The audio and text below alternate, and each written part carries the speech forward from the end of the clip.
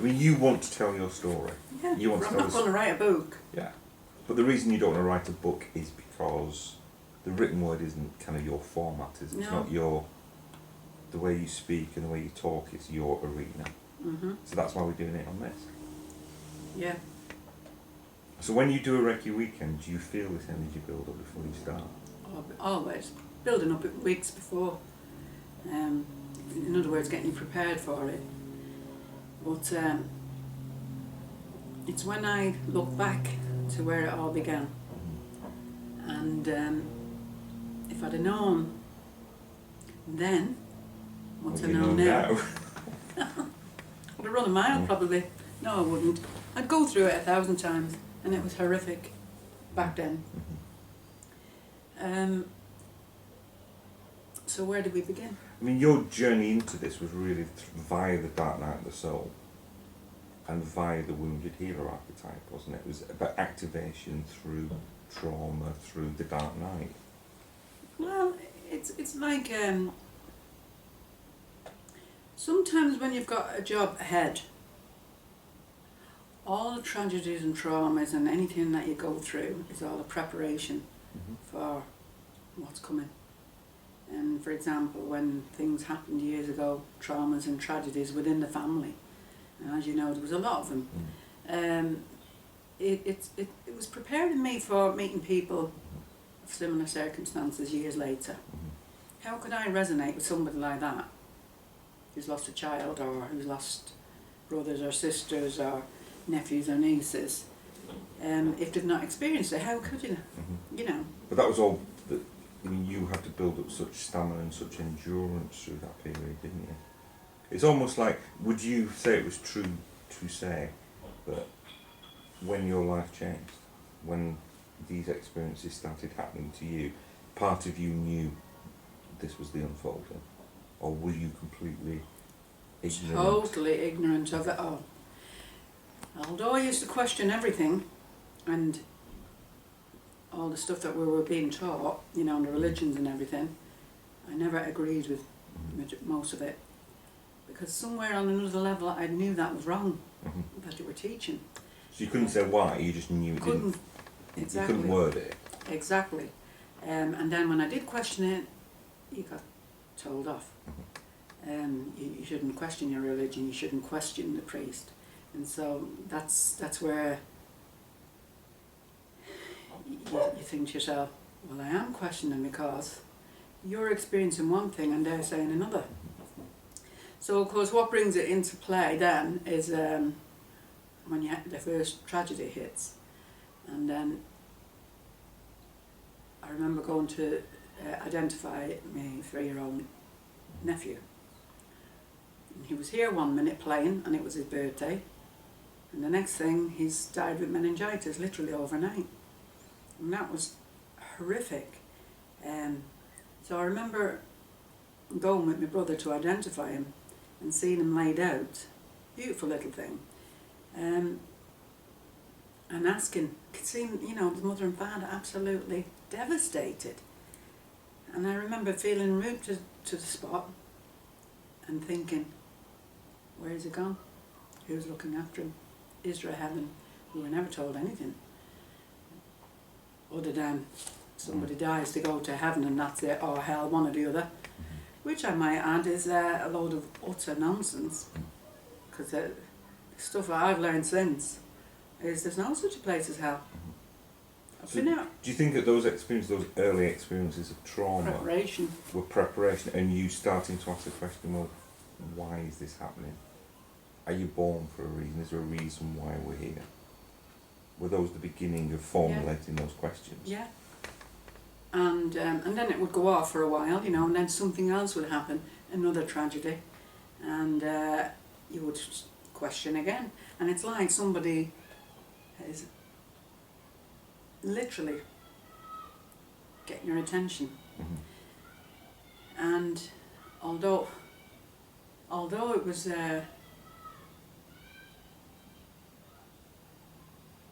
well, one of the spiritual truths is when you start asking the questions, for what reason was I born? For what reason is a massive opening to the divine, isn't it? the divine within. Yeah, I think the more you go through stuff, the more you question everything. And no matter whether it's a tragedy, a trauma, or anything in your life, I've learned late and since, it's all to do with the lessons that we're here to learn. And when all those things were happening years ago, and it was coming to its peak, you know, you can only take so much at a time, and the body's like a pressure cooker. It can only take so much trauma, and then it blows. And with me, it actually blew to the point where I started seeing auras, energies, people, into different dimensions. I had physical pain like you would not believe, blowing my head off from the inside out. It literally blew your circuits, didn't it? Blew my circuit, and I can remember the doctor turning around and saying, well, we can't find anything wrong with you, and put it down to postnatal depression after I'd had arthritis. And then one of the other side effects of that was, then the next day I woke up and I could read people's minds. I could read what the doctor, his mind, what the doctor was thinking. I could have told him what he was, what he'd had for his breakfast.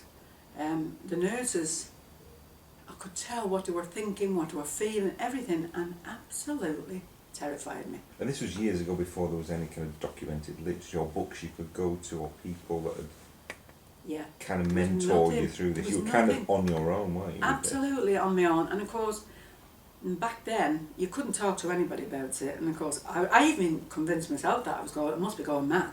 This is what it's like when somebody goes mad. Totally, everything. Because it's not the norm. And so, when that happened, it started to up-tempo. It was like, you could read somebody's mind, and then the next day you could hear a conversation that was happening 100 yards away, and it's like, oh my God, it was like your hearing senses had come up. And then you could smell, the next day, all my smelling senses came up. And one thing after the other happened, which convinced me even more that I was going mad. And didn't you have an experience where somebody walked past and you could see disease? Yeah, that was, I was walking up this corridor one day. In the hospital? In the hospital. Yeah. And I just happened to remark to this male nurse who I was walking with, this lady was passing by, and she had an open wound on her face. And I said to this male nurse, wouldn't you think they'd put a bandage on that, a cover on that, look at the state of that? And he looked at me as though I had two heads, which I might have had. That's another thing I learned years later, we all have two heads, but anyway. So he looked at you and thought, what are you talking about? Yes. Did you hear that background noise, by the way? That's me mucky neighbours. But however, where were we up to? So you said, what are you doing letting that person walk around? And he looked at me as though I wasn't a full shilling, which I thought wasn't a full shilling. And I'm pretty convinced you're not, but there you go. Yeah, exactly. And then I realised that he hadn't seen it, because the next day, the same woman walked down that corridor and she had a pimple on her face. And then the next day, I remember going to a therapy room, sitting in the therapy room, and everybody was making things and doing all sorts of things. And by this time, I could hardly walk.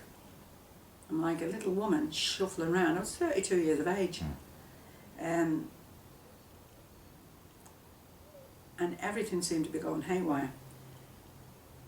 And I remember coming back from, I was so low in that place where I wasn't taking tablets, by the way, so you couldn't put it down to medication. They were giving you tablets, but they were going in the bin, because I knew, after discovering that I could read the minds as well, that they were medicated, trying to medicate. Yeah, it wasn't the medication that was causing this. Yeah. This has all happened even before I went in.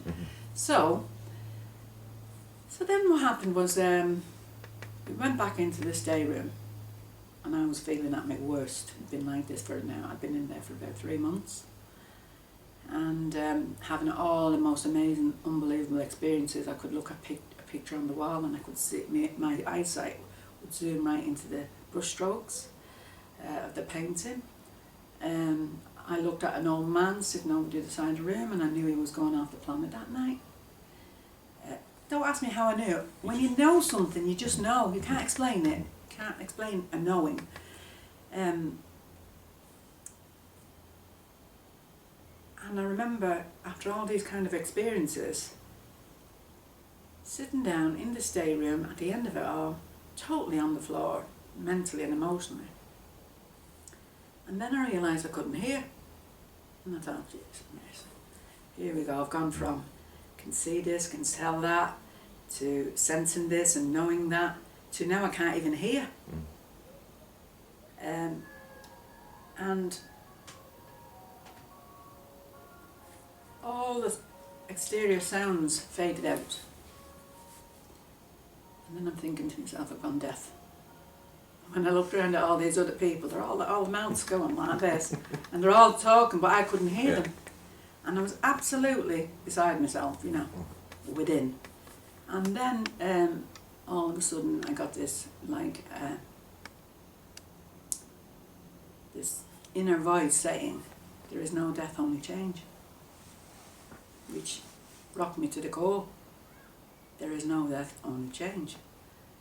And then I got this amazing surge of energy and light coming down through my crown. It's just like a bolt. And but at the same time as that was all coming through, I was downloading information as well. I was getting answers to all the millions of questions that I'd ever asked.